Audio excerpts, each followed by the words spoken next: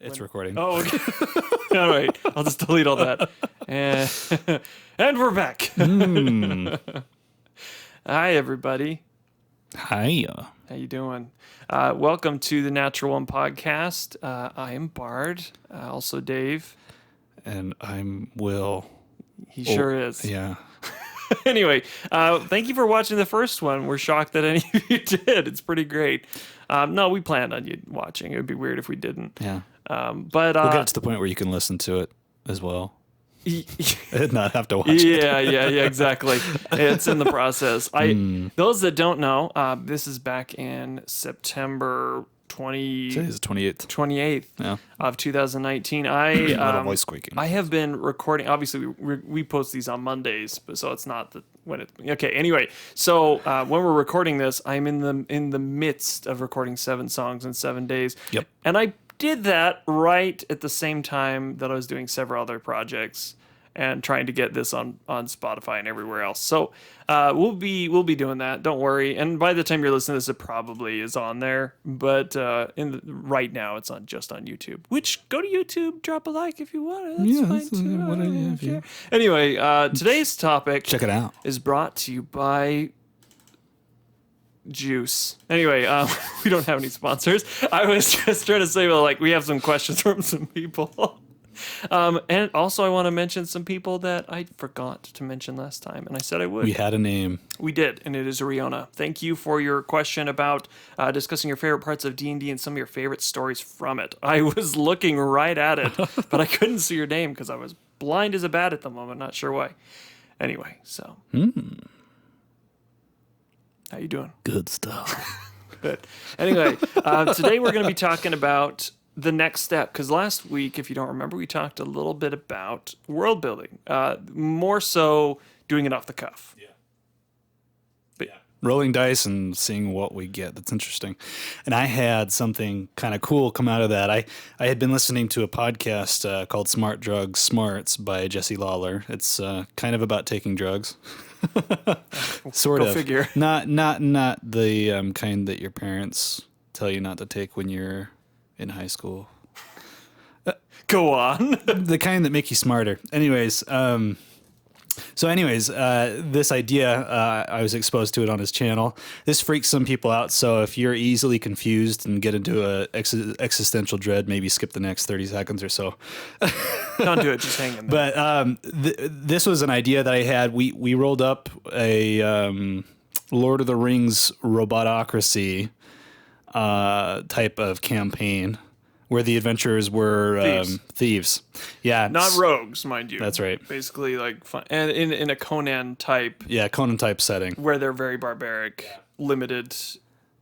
Conan's kind of a sword and sorcery style. It is very much. I don't know if that's kind of what that meant, but Gary Gygax gleaned most of his stuff from things like sword and sorcery. So it's which definitely was very along popular the in lines. the 80s. Yeah. He didn't have a reference. So there's this idea of Roko's Basilisk, and maybe some of you have heard of this before, but it's this thought experiment about this AI that will eventually exist in the future, regardless of what any of us do. It's a powerful AI agent that would have incentive to torture anyone who imagined the agent but didn't work to bring the agent into existence. And this is like a real world thought experiment. You know, this isn't just like Lord of the Rings or D&D or whatever. This is like our world. Could be, yeah. So the idea was kind of like this could apply to that scenario, that maybe some kind of AI evolved out of a well, and magic is so unexplained that you could make it work. Yeah. The whole adage, a wizard did it. You know, like if you don't know where some come from, just like a wizard did it. Right. Like owlbears. Like owlbears. Yeah. Like they literally are like,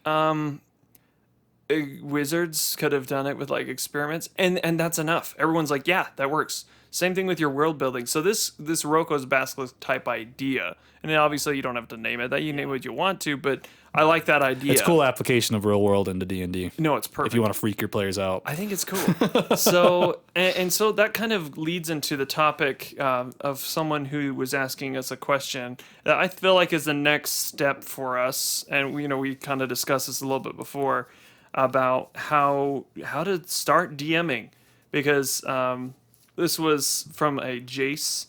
Maybe starting. I'm not going to say full names or tags and stuff like that. I'm just going to go with the first little bit of their name. Anyway, starting DMing and making simple one-shots or DMing in general. So as far as that goes, we feel like it would be a good way to kind of just lead into the most voted popular thing. I'm not sure what that sound was. The more popular one was the Robotocracy, Lord of the Rings style, which we're going to bring up with this one. So starting with like Sauron, this is the Sauron, the program, so to speak, that can function on its own and understand, so to speak. Yeah. It's God level intelligence in a robot.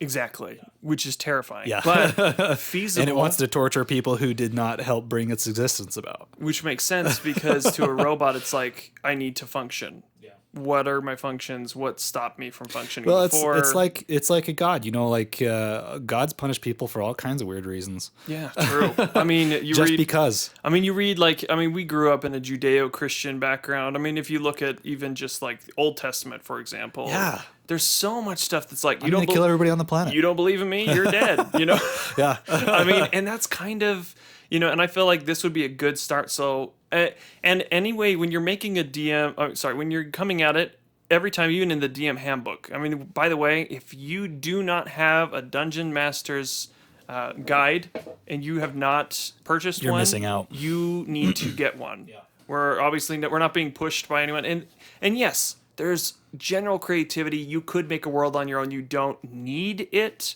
per se. If you don't want to be creative, you can roll tables. They're all over the DM handbook. And that's the next option, is that just like what we did in our last podcast was simply just rolling tables. It wasn't a pre-rolled thing that we already had made up. It was off the top of our head. And so you can make it work. But anyway, what I would think when it starts in this, it pretty much just starts around the world, how it began, and the pantheon. It's one of the first things that's mentioned. So in this sense, we could just have a normal pantheon. We're building this world, by the way. We're doing this now. Yeah, we're gonna build this out. We're fleshing it out to the point where we can put it on, for people to use it as like a PDF. If somebody wants to play it, it's totally ready. Yeah. And we definitely want to do that. So let's start at the beginning. So let's say that's just a normal pantheon, much like Faerun or Greyhawk or any of the other worlds. Just like a pantheon for this god's over war, this one's over light. Okay, you got your gods. Just use your basic pantheon. You don't have to reinvent the wheel. You could always add one or two if you really needed to specialize something. It's nice to do that. Yeah. But let's say this godlike intelligence gets created by either some kind of humankind, tinker, some kind of wizard, arch wizard person, and let's make it official. Who created this AI? Was it a group of wizards that were looking to work with Warforged? Maybe it was an artificer. Okay, so some kind of wizard or artificer built it. Yeah, and we'll give him a name, But let's say so he built this thing. And Gilbrek the idiot. I mean, yeah, he'll go on down in history as the idiot, the guy that doomed mankind. To his people, he was very outlandish. Like, he was very like, I am making a Warforged that's hyper intelligent and can think on its own more. I mean, Warforged can't, but let's say he wanted to create a different type, maybe it absorbs intelligence of any creature it kills. Much like, who's that creature or person in a book? They start to absorb other people's... Highlander?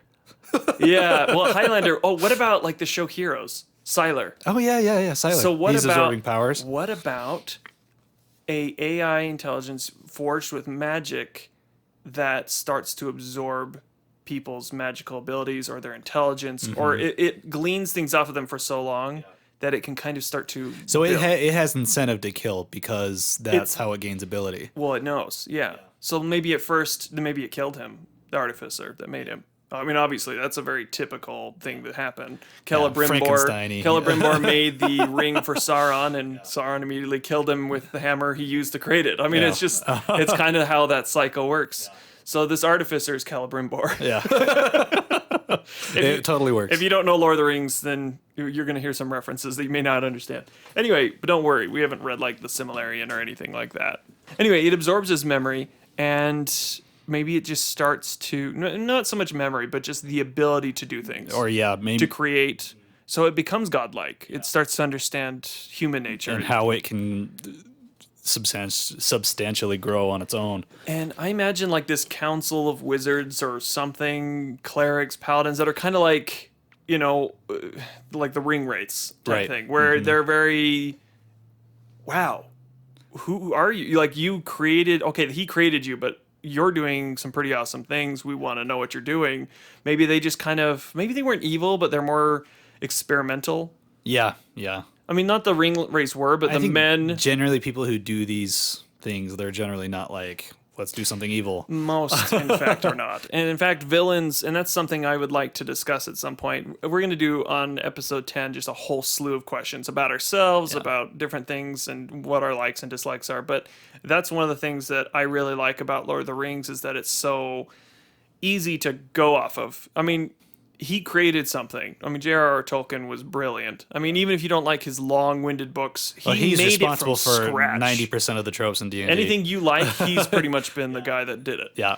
Anyway, so I mean, obviously, there's very, very intelligent fantasy writers that have come since or around that time, but he is the most accredited because he is the guy that created elves, pretty Right. much. Yeah. I mean, it's amazing, but I digress. So, what do you think would be like the next step? So he's done this.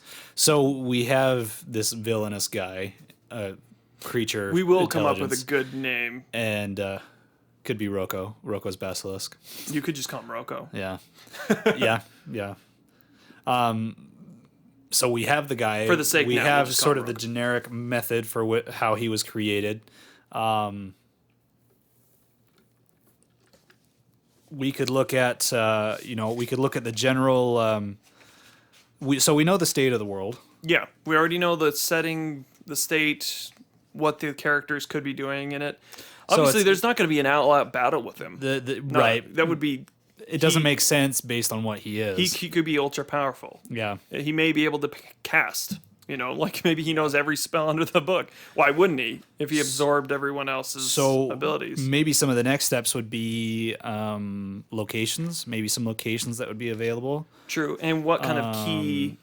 Well, for instance, like the ring. How the are they rings. going to win? I mean, you could come up with that right now if you wanted to.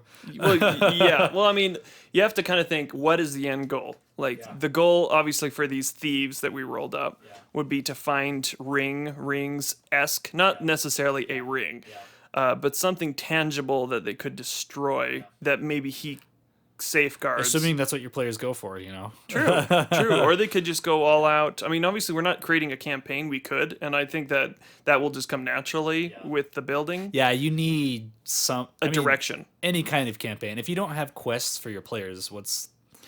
We've tried that before. Yeah. It's fun, but it feels empty because characters end up making their own quests. They wander. It's if as you know. Yeah. But okay, so let's say that he's. I mean, if we're making it based off of Lord of the Rings, not so much copying it, but it's the same. Yeah. It's You could use something that's not on him but's tied to him that could possibly be a way to destroy him. So if he's like a lich's phylacteries. Yeah. So if he's this artificer, maybe he is killing people and depositing them in objects. And that's how he gained his strength. Maybe that whole council. Yeah. Yeah. Maybe he killed the whole council and took their... And instead of them being ring wraiths, maybe he can transfer parts of them into specific constructs. Yeah.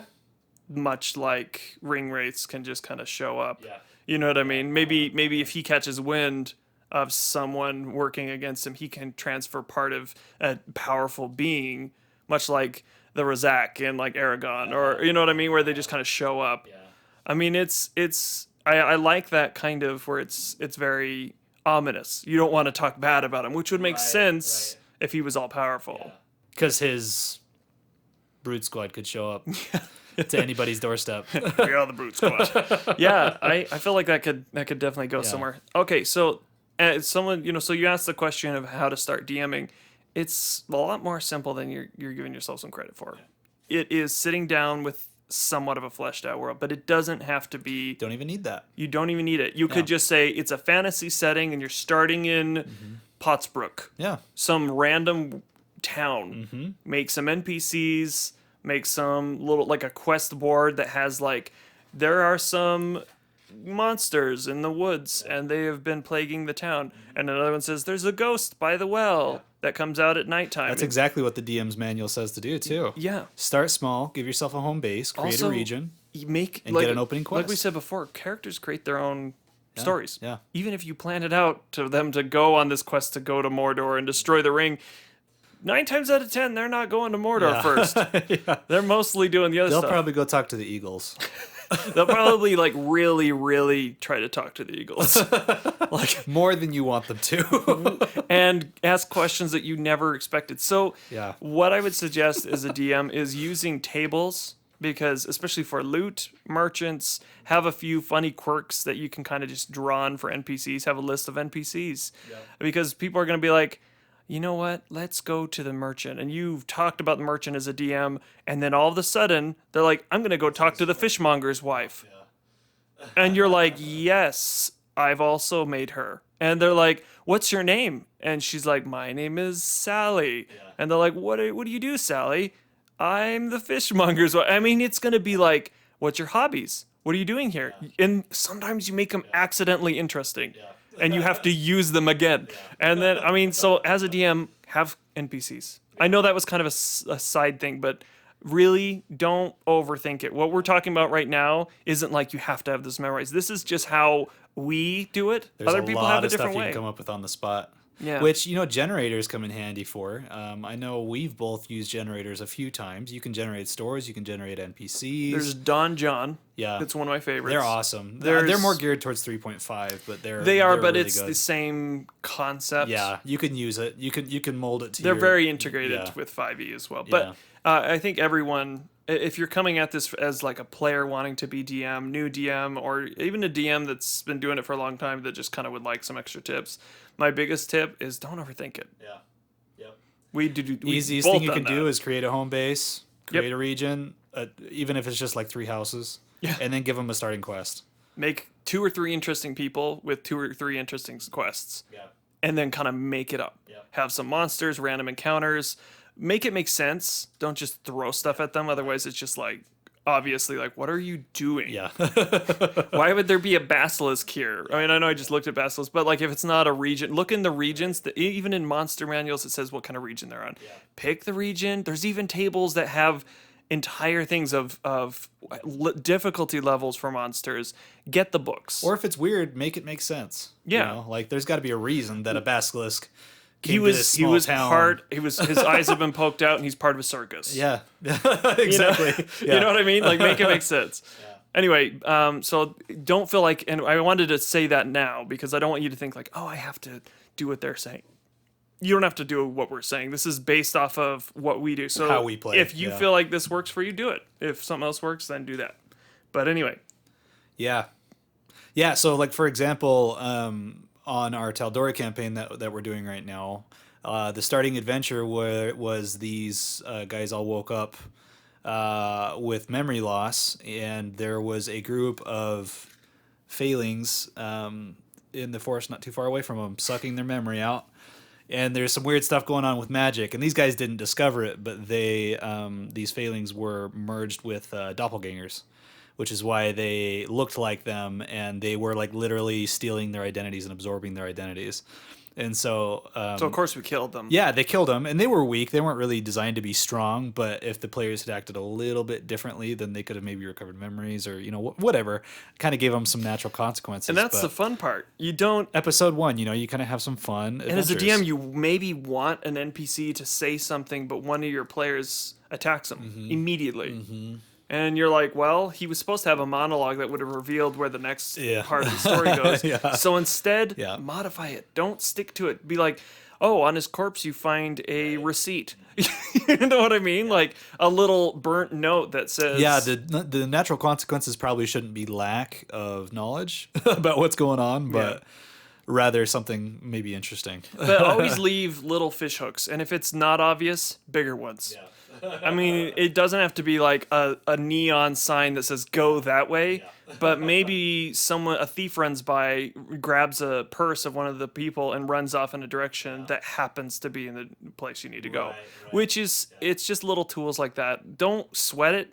Don't beat yourself up if you don't do it the way you wanted to. Sometimes we've had more fun when we just don't do what we wanted to do. Not doing the plan. Ends up being more fun. You guys never have done what I wanted you to do, especially the end game with the Yon T campaign that we had last. Yeah. You guys did everything different. I didn't even plan that. That wasn't even my campaign. You guys created that campaign. Yeah, we spent entire sessions shopping in the Tal'Dorei campaign. Buying Like, clothing. I'm a changeling, and I was dressed as a woman.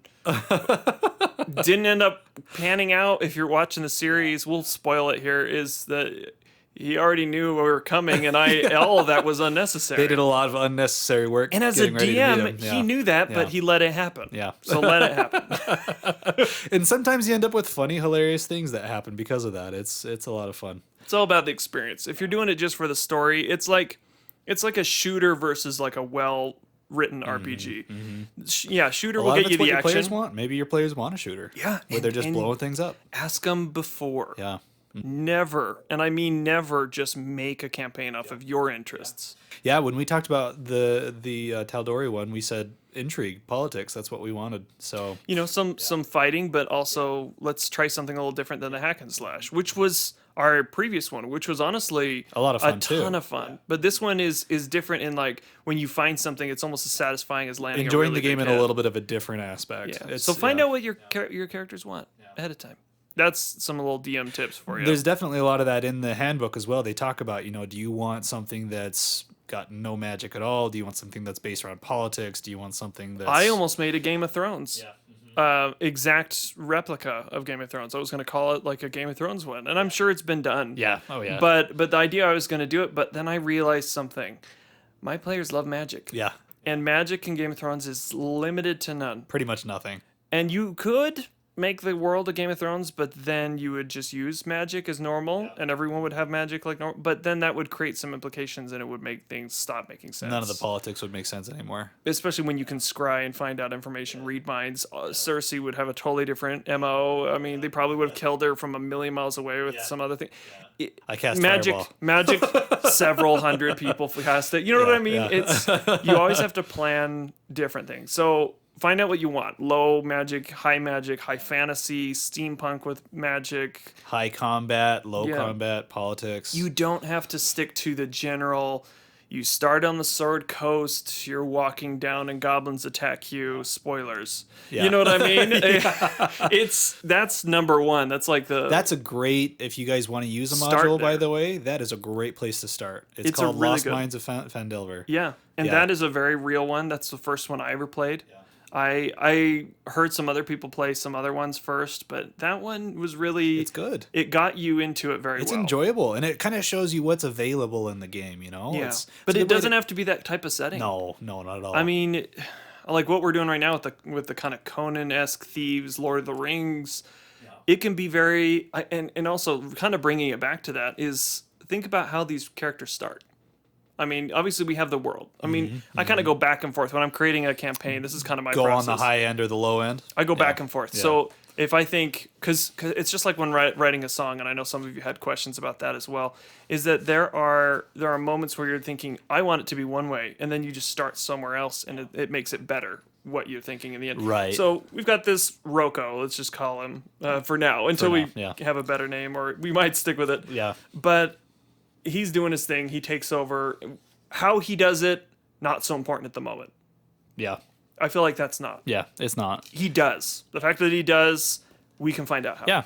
And so we can. You don't have to write a novel, is what I'm trying to say. You don't have to go into as much detail as Lord of the Rings Tolkien did. But so we have the high end. We kind of have a little bit of his motivations. So let's pick a town. Let's start in a city. Yeah, well, what would it look like? What kind of condition is the world in? Is everything broken down and everybody's kind of like in burned down villages, or I think there's a bit of that, quite a bit on the outskirts. I would say there are people that are controlled, much like a city-state controlled by a heavily, kind of militaristically controlled, very much type so. of I think people are type of afraid world. and they kind of are worried to talk.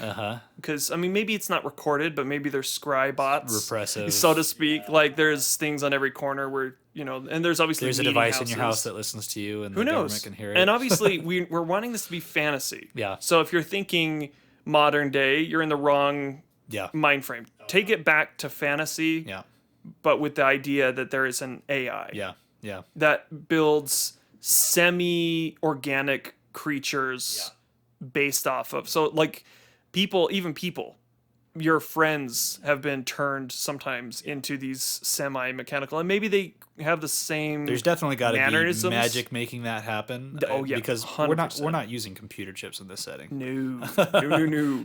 No, we're staying clear of the super high-tech Matrix style, agents. We're doing. I mean, I know that even when I mentioned the transferring some energy to one person, that was much like magical. Agent Smith going into the body of a random person. That's not the idea. I want there to definitely be free will. Yeah. But it's very influenced by Roko. You know what I mean? This almost kind of makes me think of Dark Crystal and Skeksis. I have not seen the new one. I won't spoil it. I've seen the old one 100 times. Yeah. So if it's anything like that, it's same characters. I have a lot been of meaning to, but them. The Skeksis are like the same people. Like they're the exact same. Okay. Yeah. You have like the Chamberlain and the scientist and General and all those guys. Well, okay. I mean, so that's, but I mean, The way they control the world is Controlling kind it. of what I'm thinking. Okay. Yeah. so let's say like the Palantir, the Seeing Stones that Sauron has. So let's say that they're not common. Okay. But let's say in the major cities, there's maybe 4 or 5 major cities. And each one of those has a Palantir and type. maybe they act as energy portals too. Maybe that's where he can send his minions. That's kind of, I think. So let's say these people that we're starting with, your characters, where you can base your general elves, humans, dwarves, gnomes, whatever. So a they're on the semi-large, outskirts. semi-large city, maybe it's got all these races and it's got, Yeah, or it's even got a the Palantir outskirts. Shrine? Okay.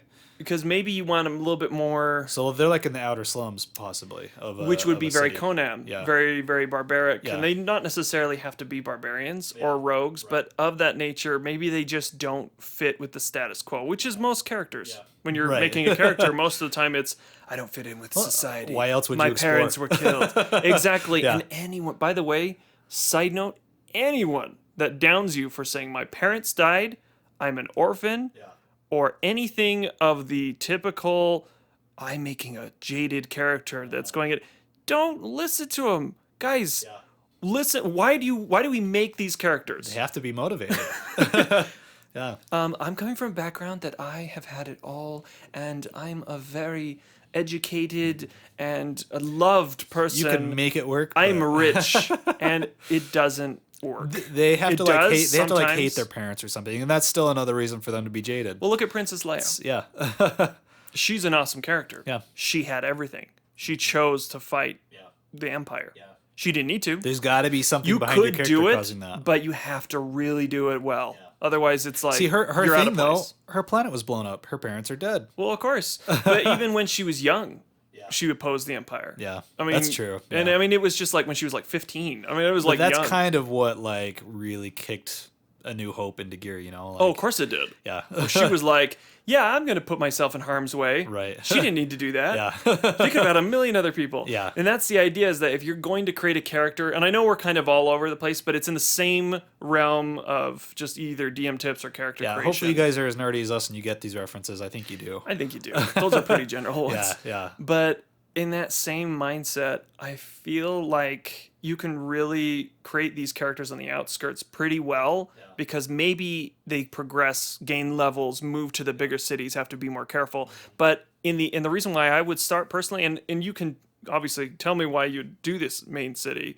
But what I'm thinking is if the reason we start in the outskirts is because maybe that's where you, as a DM, can introduce the level of danger that they're going to come across. Maybe marauding, or not marauding, these high tech, much like the Nazgul, show up and maybe kill a council member, take a bunch of people, and maybe your tribe or whatever, I'm calling them a tribe because it's very Conan, Right. are on the outskirts, and maybe you try to fight back and you realize how futile and how ineffective your spells are, and maybe you get your trash kicked and you get taken, and this is kind of how I would start it, force them into a situation where they start in like a jail. That's kind of what I was thinking. Oh, So really? you could do Okay. that. You could do that like in the main city as well. Oh, You yeah. know, maybe your characters get thrown into jail, and the guy who leads them out is like some kind of a thief, which turns your characters into a group of thieves. I'm always going to say it. It's like a mentor, like we talked about last time. It's much like Obi-Wan. There's got to be somebody that steers it, you know. Like Obi-Wan. You know, he showed up and he's like, "Oh yeah, so you're a Jedi. Yeah, and your dad was killed." Unless you want to force that background on all of your characters that they're thieves, you know, which nobody really wants Don't. to do that. I Yeah. would say flat out, if that's what you roll, don't. Make it the theme. Don't make it the choice that they have to make. Like, you're all thieves. They need the ability to make that choice for their character. Let them yeah. be wild with their characters. If one of them's a minotaur and one of them's a gnome and one of them's a You barbarian, can make race restrictions. I would. Yeah, because I've played if in you've got a dark one-shots. elf in your party, you have to worry about day and night stuff all the time, and it makes things ridiculous. For the Also, party. if you love dark elves and someone's really set with it, make your world the way you want. work it. Yeah. Because in Faerun, obviously, they're very Just give them a cloak that negates the daytime thing if you want to. give them an amulet. Yeah, Done. yeah, It negates all the dark elves crap that they that's have. true. That's true. You know what I mean? Don't destroy. Obviously, make it something that they cherish. That it's maybe has some downsides too. Make it interesting. Talk to your player and see what level of. There's got to be a interesting- penalty for playing a generally hated race, you know, and so Make it's it going so, to change your yeah. campaign a little bit. So make sure to That's talk a to your good players point. about I that. like that. But yeah, race restriction isn't. And obviously, we talk about saying yes to your characters. Right, That's a right. very big thing. But at the same time, say if you've talked to your players before and they all want to play Minotaurs, sure. Yeah, Make it work somehow. Maybe they're like in World of Warcraft Tarans, where they're just like their own little thing. yeah. Sure, why not? But if you have like a bunch of humans and elves and dwarves, and all of a sudden you have what was it? There was this one creature that it's technically a monster, like a bugbear, or and you can be them. Yuan-Ti. You can actually be a Yuan-Ti. You can be. So I mean, if You got to imagine that people in the world are reacting to that, And it's so you gonna have to be a change- big problem. You have to change the way you play. So the game. you kind of talk to your characters before and say, what level of frustration do you want? Because if you pick, and I'm just tell them ahead of time, if you pick weird characters, you will have a harder time than the norm. Just like if I go into the slums of Argentina, which I've done, as a blue-eyed, pale-skinned person in a suit, worst thing You're ever. a You are freak. out of you are out of your element, and you will be attacked. It's and I have it happened. You know you were in the Philippines. Yeah. And I mean, it's like you can do all sorts of things, but like make sure your characters understand what level of difficulty you're going to put them in. Is this a Dark Souls? Everyone's probably going to die. Yeah. Or is it going to be a Hack and slash. hack and slash? You probably will win, no problem. Because if they want that, you can make it interesting and hard. But if you want and I feel like this would be very gritty. Like the world is under a control of a very If you're following insane, sort of the Conan barbarian type thing, Which is what I It- kind it of is- was It is thinking. pretty gritty. It's, and it may yeah. have some parts that your players might get uncomfortable with. And as a DM, we definitely need to talk about this is restrictions. What level of content are you R-rated, PG-13, PG? Are you running a bunch of kids? Don't throw them into the death pits. or into some kind of whorehouse or something. Exactly. And I mean, like most players that I've played with, they understood that I personally get uncomfortable with certain situations. And I'm pretty loose when it comes to that. Macabre has never bothered me. Dark, as you know, anyone that's ever watched me DM, I get pretty dark. That doesn't bother me. But when it comes to like kids getting hurt or things like that, it does drive story. But if you're like saying like a bunch of people are hung and it's Right. and you describe it in detail, one of your players is gonna be like, I don't want Yeah. to do this. Talk to them ahead. And obviously you don't want to give too much away. You know, you want there to be a level of Yeah, it's like how you guys thought those were like kids. I know, yeah, in the first we did, So, yeah, yeah. and they were not kids, but yeah. but they looked small, Yeah. and to us, we're like, are they kids? we Like, just killed Fey children. Yeah, no, that wasn't the case. and then the next thing we killed was an old lady that was possessed. But hey, you know, we didn't know. She was already dead. Well, there you go. You learn something new But a every day. possessed body. Yeah, so But anyway, I feel like that would be a good kind of so kind of like a prison then. So I mean, obviously, we're not going to create the whole campaign in this episode. no. This is going to be So yeah, multiple we're talking episodes. about starting these guys in a prison after some sort of consequence. From You the don't even have to first start them there. You can episode. start them in like a Right before that. episode 0. Yeah. Talk about town. What are you doing? What's your family situation like? before they're arrested. And then they get arrested. Maybe they get separated. Maybe half their battle is finding their family, getting them to safety, and then starting the quest. I mean, maybe it doesn't have to be like everyone dies, you're alone. Maybe they're all could factory be. workers and none of them are at home. You know, maybe they don't have families to worry about. True. Maybe you don't want to point. deal with that as a DM. But you know? find out what your characters are doing first, and then have a general idea, then stick them in one of them. Yeah. You know. So, okay, they're in prison. There is a great module. It's in the Underdark, and it starts with you in a Into drow the prison. abyss. Out of the abyss. Out of the abyss. And it is I'm thinking of an wonderful. anime. I read the whole thing, and I want to run it one day. But this could fit. Like, you start off in a prison, you have nothing. Everyone has a table at the beginning to roll, and you have like a random item that is pretty much useless. But Stick. pretty much, sock. like really bad.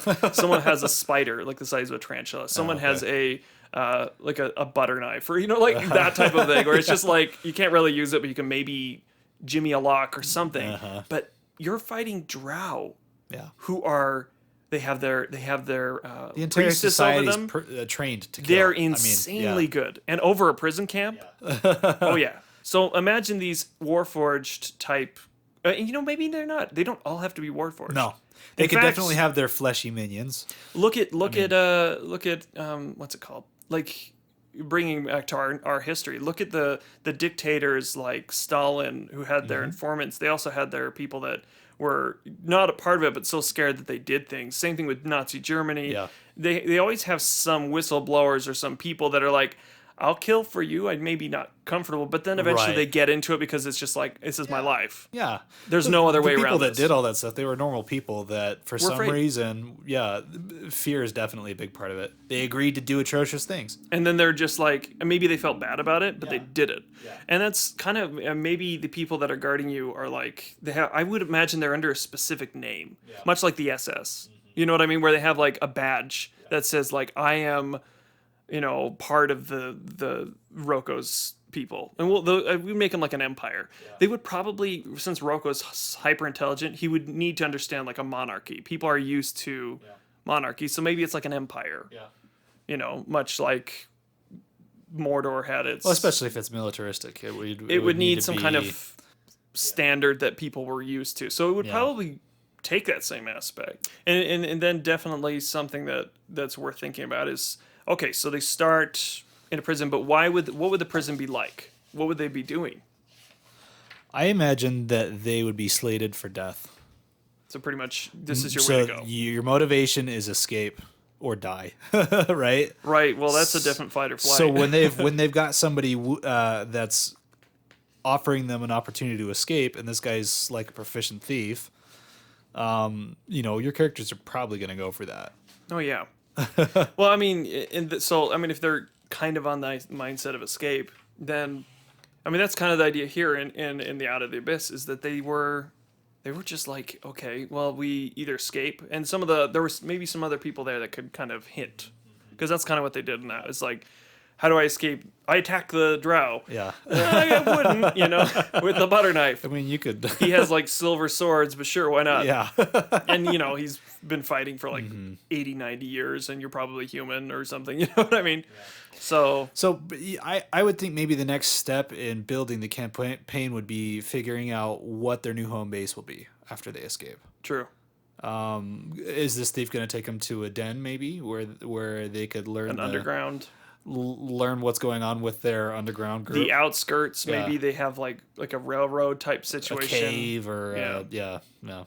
Like, okay, and so maybe it could be based off of old old world stuff. Maybe it's Uncharted.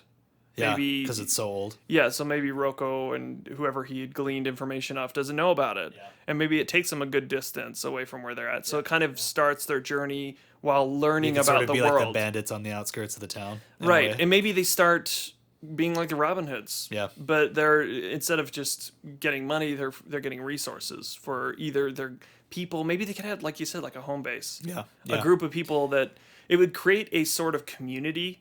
Yeah. And maybe something pushes that later on. They could have NPCs that are living there regularly that they can interact with every time they go back. Yeah. Maybe people who are willing to sell them stuff. Someone that can open a Give them teleport. quests. Maybe they have like a stone that can teleport exactly back. So it kind of creates this, we're going to go capture a facility.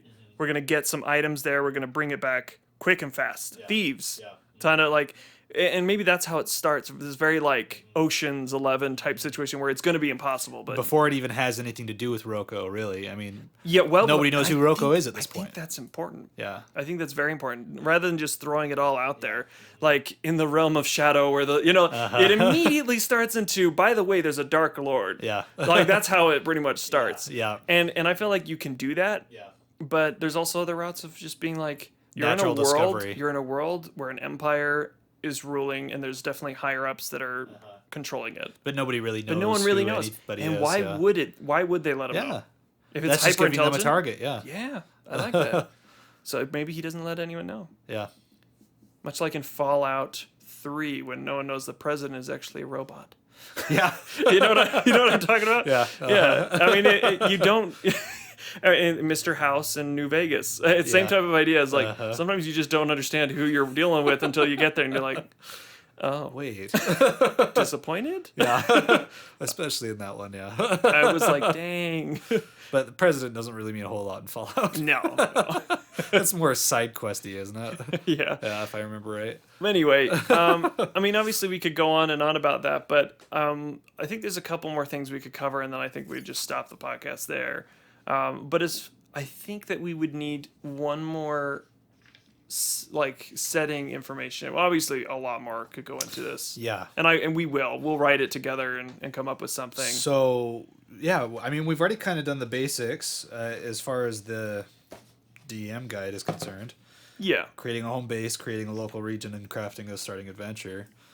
And it doesn't have, and again, it doesn't have to be they immediately have the ring, so to speak, and go. But that wouldn't be the worst thing. Yeah. Maybe some We're talking about serious what's going heroes. to launch events into action. Maybe some right? level 20 heroes are in the slew of a battle and they show up at this facility they're supposed to steal something generic at that happened to be one of the phylacteries. Yeah. Something huge, like one of the biggest ones. Yeah.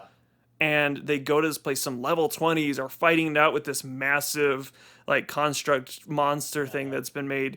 And I'm not talking about like robots. I'm talking about like organic with like magic chips, essentially. Right, You know what yeah, I mean? Yeah. Maybe not so much that, but of that mindset. And maybe they Like it's an orb or destroy a gem or whatever. Maybe they destroy it, but it kills them. You stumble across the battle as it's ending, and the guy that's dying is like, this is the most important thing in the world. Yeah. Don't let it fall into their hands. And you're suddenly not thieves anymore. You're like Take it to Mount Doom. that exactly. Much like the Ring of Power, how it just kind of fell into the Hobbit's hands. Right. And it's like happenstance creates motion. Now, I mean, obviously, your characters will keep doing what they're doing unless nothing changed. Just like you are doing what you do every day until something changes. Yeah, this is what launches the whole world events into action. This is how anything happens in your campaign. So I think that would be a very cool thing. I agree. Obviously, that's the starting point for a quest. Maybe you don't start there. Obviously, the jail, the stealing, creating this world of just like this really dark, hard world, and then all of a sudden, boom. Responsibility falls in your lap, and you're like, just like Frodo said in the first Lord of the Rings. You remember the movie with that quote where he says, "I wish none of this happened to me." And then Gandalf says, "So do all that see such things happen." You know, and then he's just like, "But it's not for them to decide. What's up to them to decide," and I'm paraphrasing here, is what to do when that comes to them. And obviously, your characters are at that crossroads, which is huge for character growth. Writing, I mean, D&D, anything. Because they could say no, and that would be really interesting. They could turn it in. Yeah. what are the consequences? Obviously, you They could probably have start that, working for the Empire, and which would be an interesting choice too. that'd be really interesting. Evil campaign. Dark campaign, yeah. Maybe you get some enhancements. Yeah, maybe we could write this out two ways. How is this going to look if it's dark? How is it going to look if they fight it? I think that would be fun. Yeah. Take this into a where like Talion joins the Nazgul type thing, Right, In right. what's it called? Shadow of War. That's Yeah. what it was. I was like, World at War? No, it's a different thing. Anyway, no, I think that would be cool. Yeah. I think we could definitely create like a alternate timeline situation. But it has a chance to come back. Because, I mean, look at some of the major characters in your favorite movies and shows. There's a bad guy that's also like Loki in Kind of working Marvel for universe. himself, and his plans align with the good guys. But he once in a somehow while. comes in the end and sacrifices himself. Yeah, and Right. you could still make it come back. But not really, because he's getting his own TV series. That's true. Not the best example, but that same mindset. Yeah. Someone who's a lone wolf. Yeah, yeah. Maybe a group of lone wolves. I don't know. Yeah. Anyway, I feel like it's a good place to start. I'm gonna, we can start writing some of this up and then eventually release it. But I think to answer your question from the beginning, how to start DMing, just start. Have your ask your characters for some patience, your players. And just be open to criticism, be open to failure, because it's gonna happen left and right. But be open to not pretend- knowing what's going on. Pretend you know what's Yeah, going on. roll with the punches. That's number one Yeah, for me. yeah. When I started DMing for you weren't here at the time. I wasn't. He was living far away from me, but Yes. like I tried to introduce everyone to it, and I was just like, I'm nervous. I don't know what I'm doing. This is my first real DMing session out of like family. And so I sat down, I'm like, okay, I've created their characters based off of what I know about them, because they weren't ready to create their own. Yeah. And we They just hadn't invested in so the I would game recommend doing that. Yeah. Just Yeah, but even then, not everybody needs to do it that way. If you're uncomfortable, absolutely if not. you're uncomfortable being so improv, just let your players know, hey, I'm not quite sure about this. Let's Yeah. just do it this way for now. We can learn also, more later. there's really some fun things you can ask them, like, what's your favorite movie? What's your favorite? And then you can kind of be like, okay, his favorite movie is, like we talked about, like John Wick or something. And then like you could be like, okay, so he really likes action, intensity, and things like that. And someone else is like, I really like The Shining. And you're like, okay, so there's got some horror aspects to it. You know what I mean? And then create something around it. You can have the same campaign we just talked about in various aspects, just like we thought. So Yeah, mood's gonna be huge, but Very that's yeah. but we'll get into that. So next week, obviously, we'll answer a couple more questions and then get into some more world building. But if there's any questions that you can have, you comment below if it's in YouTube, and if it's in any other aspect, look us up on Natural One Official on Instagram, which is primarily where I'm at. Obviously, there's other platforms we're going to use over time, but right now, that's where we're at, because it's what I kind of have built it from. But we're on YouTube at Natural One, and it's just Natural One. It's not at Natural One. And then that's pretty much it. Yeah. It's real simple. Yeah. All right. All right. Well, we appreciate you coming by. We'll see you next time. Boo.